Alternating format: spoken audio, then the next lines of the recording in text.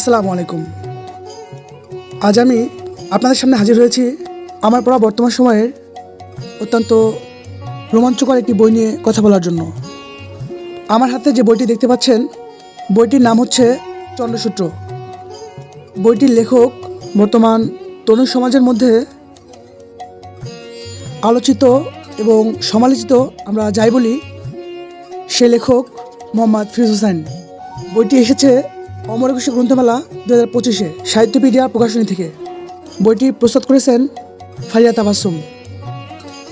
আসলে বইটি যদি আমরা একটু খুলে দেখি, তো প্রথমে দেখব ফ্লোপের মধ্যে এর ডিটেলস লেখা।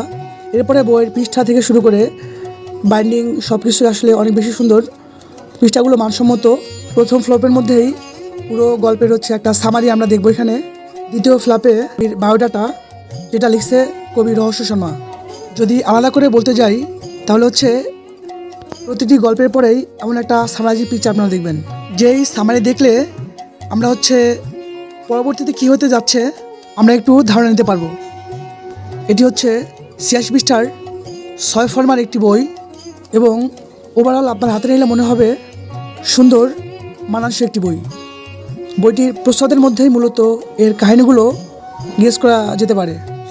প্রচ্ছদের মধ্যে আমরা একটা নাম্বার দেখব, 1407। আসলে এই নাম্বারটা ঘিরেই পুরো গল্পের স্টোরি। পুরো গল্পটা মূলত এই রুমকে নিয়েই। যদি আমরা বলি ভৌতিক, তাহলে এটাকে আমরা একটা ভৌতিক বই বলতে পারি। যদি আমরা বলি একটা থ্রিলার, তাহলে এটা একটা থ্রিলার বই। আসলে এই বইটি খুবই সুন্দর রহস্যের একটি বই। এই বইটি মূলত একটি পাহাড়ি থ্রিলার এবং এই থ্রিলারের কাহিনীগুলো লেখক প্রচ্ছদের মধ্যেই ফুটিয়ে তুলতে চেয়েছেন। প্রচ্ছদে আমরা যে চারটি দেখছি, এই চারটি মূলত পাহাড়ের অপরূপ সৌন্দর্যের একটি নিদর্শন। চাঁদের অপরূপ সৌন্দর্যের আড়ালে লুকিয়ে থাকে তার ঘোর অমাবস্যা। ঠিক তেমনই পাহাড়ের অপরূপ সৌন্দর্যের আড়ালে লুকিয়ে থাকে কিছু গোপন রহস্যেরা অপরাধের জগৎ। যে জগৎটি মূলত পাহাড়ি মানুষ মিস্টার রাঙামাটি খ্যাত ফিরোজ হোসাইন তার লেখনীর মাধ্যমে ফুটিয়ে তোলার সর্বোচ্চ চেষ্টা করেছেন।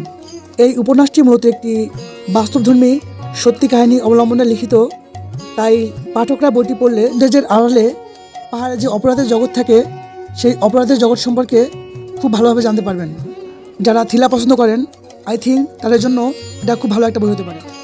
ধন্যবাদ সবাইকে।